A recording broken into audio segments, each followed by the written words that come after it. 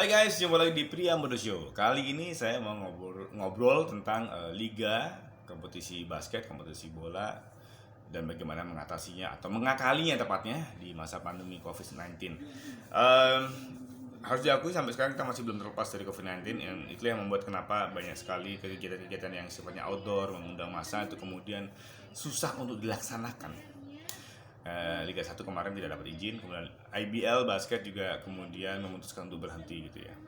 Tapi kemudian saya hari ini juga baru aja mendapatkan kabar bagus di mana Jakarta mulai berani menerapkan PSBB transisi, artinya sudah ada kelonggaran-kelonggaran walaupun harus menjalankan protokol kesehatan secara ketat.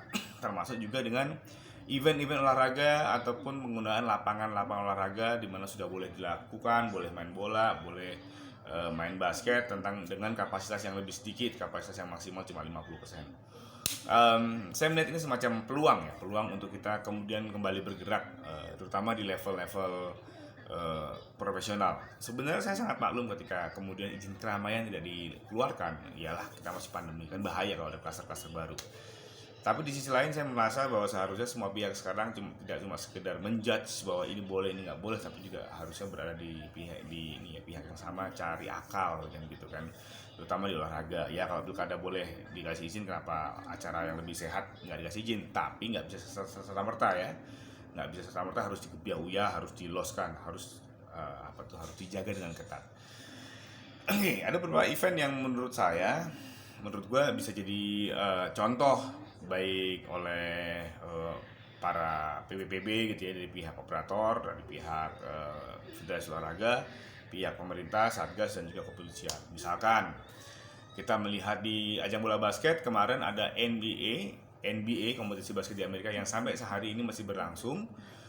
Mereka menggunakan sistem bubble, isolated competition, ya, liga yang diisolasi dari banyak pihak. Mereka mengisolasi diri, mereka menggelar kompetisi di satu tempat, namanya Disneyland Resort. Semua tim nginep di situ, latihan di situ, main di situ tanpa kehadiran penonton. Jadi ini kompetisi yang terisolasi. Berjalan baik, tidak ada kabar bahwa kemudian ada klaster NBA hingga hari ini, dan bahkan NBA sudah menggelar grand final, artinya sudah hampir selesai. Taktik membuat bubble sistem bubble, sistem gelembung berhasil dilakukan di NBA.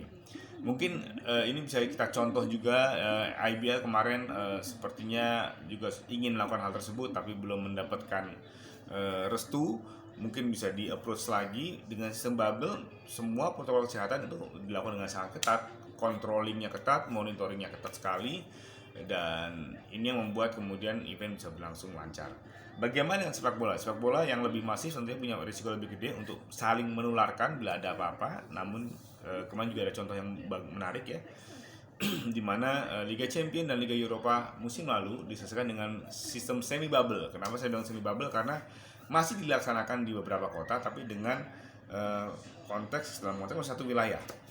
Liga Champions diselesaikan di Portugal, digelar di dua kota yaitu Porto dan Guimarães, yang berjarak hanya 1 jam naik mobil.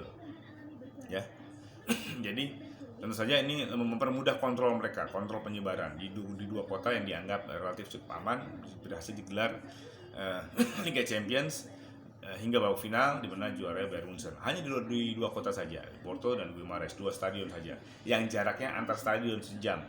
Arti jaraknya dengan hotel mungkin lebih sedikit ya. Itu. Kemudian di Liga Eropa digelar di 4 kota di Jerman, Düsseldorf, Duisburg, Cologne, terus juga ada Gelsenkirchen ya, markasnya Schalke. Ini masing-masing kota juga jarak antar kota ini jaraknya maksimal naik mobil sejam, artinya cukup berdekatan. Jadi kita bisa bayangkan bahwa jarak antar stadion kota lebih relatif sangat terjangkau, sangat terkontrol, jalurnya sangat bisa dihitung, kemudian juga jarak hotel juga pasti lebih pendek, sehingga kompetisi juga bisa berhasil diselesaikan dengan sangat lancar kan gitu kan. Saya berpikir bahwa mungkin ini bisa juga ditiru oleh Indonesia. Di Indonesia ya, kalau buat saya memang kalau cuma sekedar Pulau Jawa saja itu masih terlalu jauh. Tapi misalkan digelar di wilayah Yogyakarta dan sekitarnya atau wilayah Surabaya dan sekitarnya, mungkin ini sangat possible untuk menggelar sisa liga atau membuat turnamen pengganti liga. Kenapa saya bilang seperti itu? Oke, kita menghayal saja. Andai kata ada Yogyakarta itu kita ada satu stadion, di Bantul satu stadion, Sleman satu stadion, Magelang satu stadion, Solo satu stadion. Ada 5 stadion yang bisa menggelar liga secara tertutup. Kenapa? Karena lima tempat ini saya rasa tidak akan memakan banyak waktu ya. Artinya jarak tempuh antar kota mungkin sekitar 2 jam maksimal.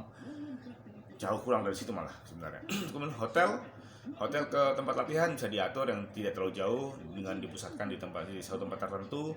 Hotel dengan stadion juga tidak terlalu jauh, ya kan, sehingga rasanya pertandingan juga bisa dilangsungkan dengan jarak yang tidak terlalu jauh juga gitu. Artinya gini, kalau di liga mengenal main seminggu sekali per 5-6 hari, mungkin dengan jarak yang sangat pendek ini liga bisa kita laksanakan dengan per 3 hari main.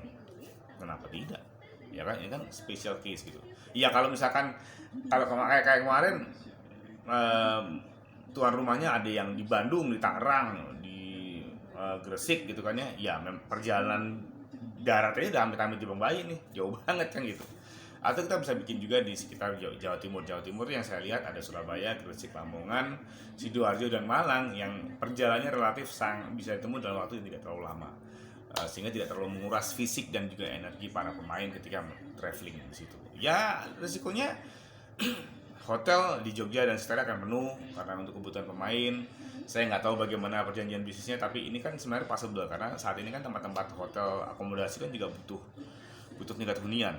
Mungkin bila menemukan celah titik bisnis yang tepat, ini bisa menjadi solusi saat ini. Demikian juga dengan daerah Surabaya dan sekitarnya, di mana banyak akomodasi yang sekarang kosong dan tidak bisa ngapa-ngapain karena pandemi kan. Siapa tahu bisa diisi gitu. Tapi tetap ini harus terisolasi kompetisinya. Artinya tidak boleh ada supporter yang nonton secara langsung, ya kan. Harus ketat. Hotel-hotel harus khusus untuk para pemain saja. Tidak bisa menerima tamu luar. Tempat latihan juga harus dikhususkan, nggak boleh nerima misalkan jam sore yang di tempat latihan X yang sore jadwalnya PSM latihan, nanti ternyata siangnya disewain ke orang lain. Aneh kan ya, yang nggak bisa juga kayak gitu, harus di blok. Artinya memang mungkin ada biaya-biaya yang harus dipertimbangkan oleh PT Liga dan segala macamnya gitu. Kalau mau nyiasat itu kompetisi juga bisa aja, misalkan satu hari ada 2 pertandingan di stadion yang sama kan, ini hal yang sangat mungkin dilakukan. Jadi kenapa nggak dilakukan, kenapa nggak dicoba difikirkan gitu. Mungkin dengan cara seperti ini pihak keamanan juga nggak tahu yang sistem gaya ini mungkin lebih safe dan lebih aman. Tentu saja mungkin ada biaya-biaya yang harus difikir ulang, tapi kenapa tidak dipertimbangkan kan gitu. Ini menarik. Saya pikir dengan adanya perubahan di ibu kota mungkin ada celah supaya kegiatan olahraga profesional itu bisa kembali bergulir, bisa kembali dilaksanakan, sehingga hajat hidup orang banyak juga bisa kita bantu, istilahnya begitu. Ya, tentu saja dengan berbagai adaptasi, tidak bisa selonggar biasanya. Di sisi olahraga saya cuma bisa ngomong di sisi olahraga aja. Saya memperhatikan tahun 2021 belum banyak perubahan. Masih ada Olimpiade, masih ada Piala AFF pada bulan April, masih ada jadwal Piala Dunia U20 dan piala-piala yang lain yang saya pikir juga membutuhkan performa yang baik dari anak bangsa, para atlet kita gitu kan. Mereka membutuhkan solusi dari kegiatan olahraga profesional di Indonesia. Ya, ini sekitar opini, no hard feeling guys gitu. Semoga bisa jadi syukur-syukur kalau jadi bahan pertimbangan kemudian dilakukan, syukur-syukur alhamdulillah. Saya juga opini doang bro gitu.